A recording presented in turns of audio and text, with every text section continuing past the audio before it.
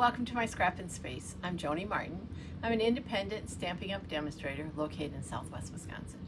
And I'm here to share with you an alternate card we made in Paper Pumpkin class this week. So Paper Pumpkin is a monthly subscription, and I do have a video up showing how to put together the kit that we used. I'm just going to show you what kit it came from. Let's get my face out of the way and let's talk.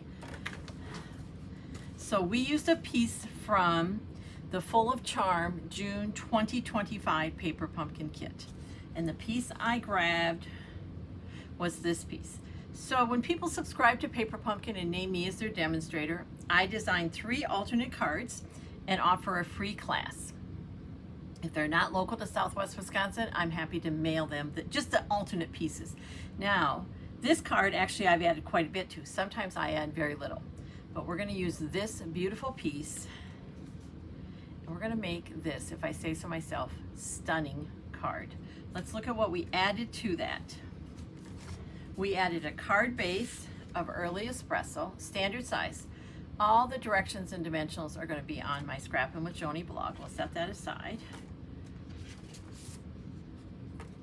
I have 2 of the same size card pieces. One is Pretty Peacock, one is very vanilla, standard 4 by 5 1/4.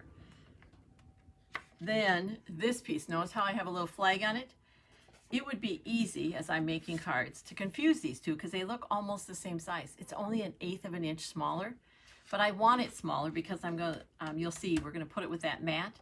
So I put some kind of post-it note on the smaller one to catch my attention, like, whoa, this is not the piece you think it is. It's not for the inside, okay?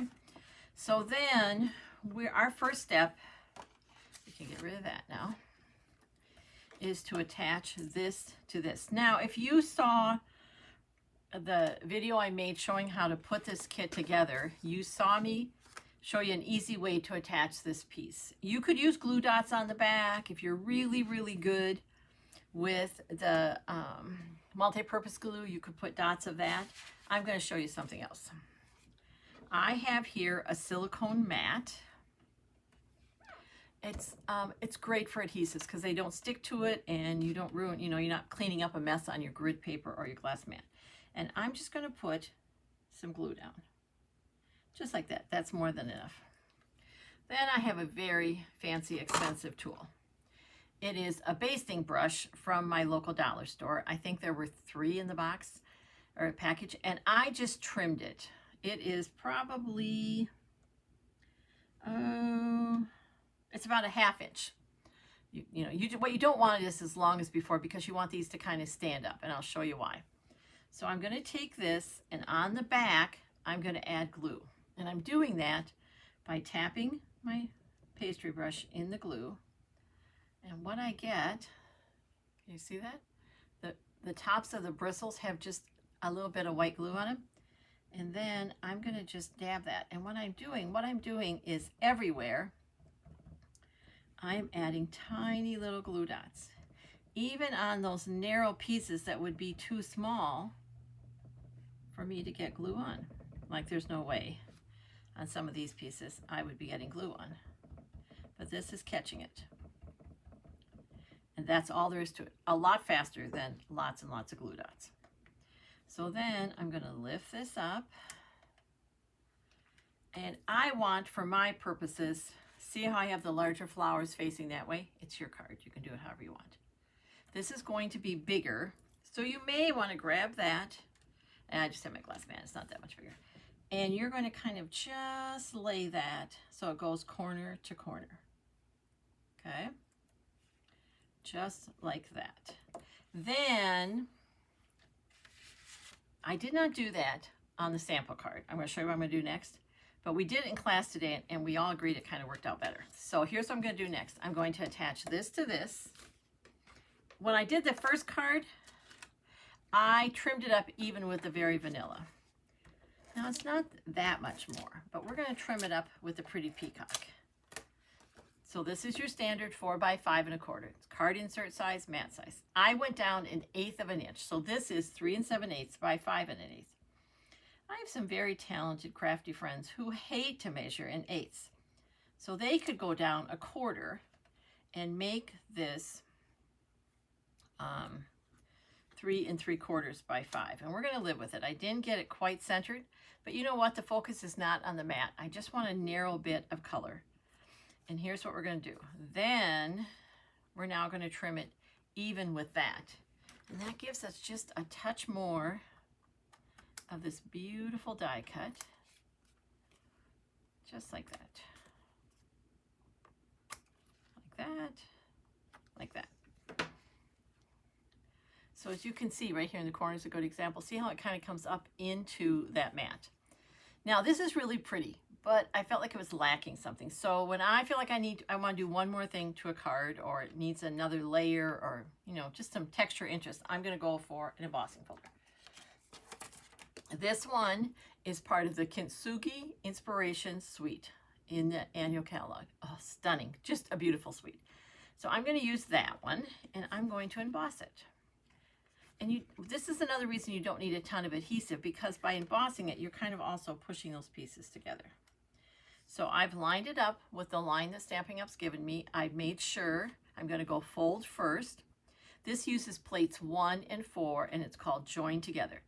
Your embossing folder doesn't come labeled. I add a label to each one.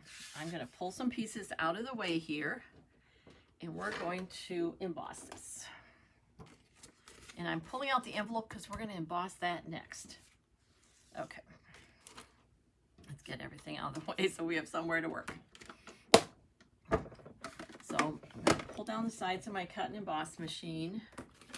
And I'm going to grab plate 1, which is standard. You use that for everything.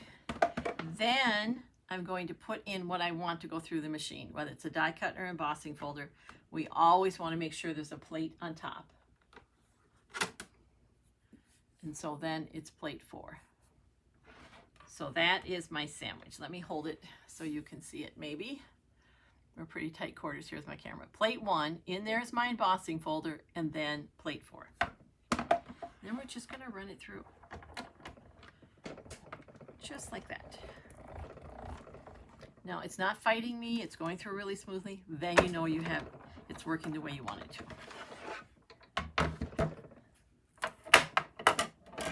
Oh, let's put this over here.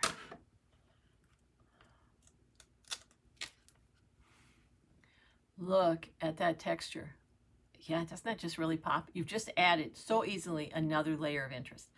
Now we're going to do the same thing with the envelope flap, because we're not sending this beautiful card in a naked envelope, and we're not really using a paper or a stamp we can use.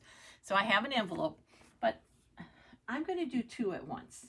1, I just like to be a little more efficient, and 2, your paper on your envelope flap is just thinner than cardboard or even our DSP. So with these 3D folders, they give a lot of pressure to the paper, and sometimes that can rip your envelope flap. So you can do 2 at once, and it's going to be easier.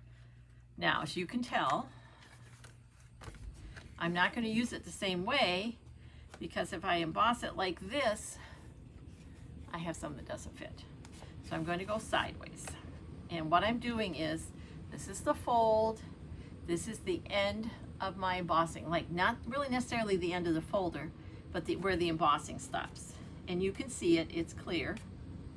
And I'm going to line that up, set it back here. My folder's now not going fold first, but it's also not going opening first. And that's the point of the fold first. Today somebody was really having a hard time getting it through the machine, and we checked that she had the right sandwich, and then realized she had the opening kind of going where it's going to fight against the machine because there's air in there. Okay. Now, okay, let's do this. And again, it's rolling really smoothly, so I know I have the right sandwich. Pull that out. I'm going to close up the sides. We're done with our cut and emboss machine. And I went from an envelope flap that looked like this, that's okay, nothing wrong with it, to an envelope flap that looked like that. Really? Which one of these would you want to send? This one, right? Yes. Okay. So we have this. We're almost there, guys. This is a very easy card to put together. I'm taking my card base. Now you could also, you could pick a lot of colors. I just felt like I wanted to repeat that early espresso that's in the actual flower. So that's why I grabbed that. And if you look at your cardstock and you have a lot more Pretty Peacock and less early espresso, then mat it with that and use Pretty Peacock as your card base. And then we're just going to attach it to here. This is a pretty heavily embossed back. So this, I'm not going to use a tape runner. It can catch or rip. We're going to use multi-purpose glue. Plus the glue is going to get in all those crevices and really hold it down. We don't want to send this beautiful card and not have it hold together. Notice that I'm not going real close to the edge because I'm going to push down to get this glue to attach, and I don't want it coming out the side. That's not a good look. So we're going to do this.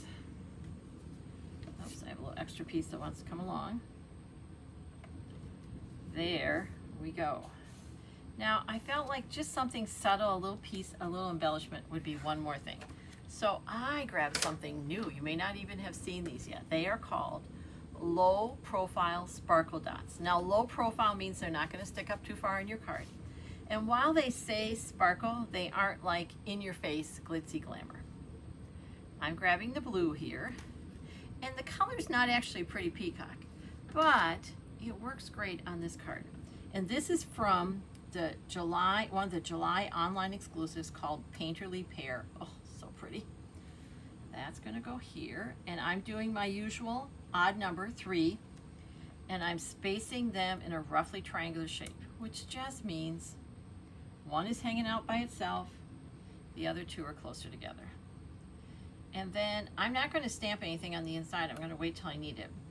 This would be, it'd be a pretty anniversary card, a thank you card, a birthday card, and actually I think what I most need of now, sadly, is sympathy cards. And I think even with a little bit of bling on the front, I think it'd be a beautiful sympathy card. And that is our alternate card number 1 using the June 2025 Full of Charm Paper Pumpkin Kit. Hey, thanks for watching. I appreciate it more than you know. If you liked what you saw, please share it with your crafty friends. And until next time, take care and keep crafting. It's good for you.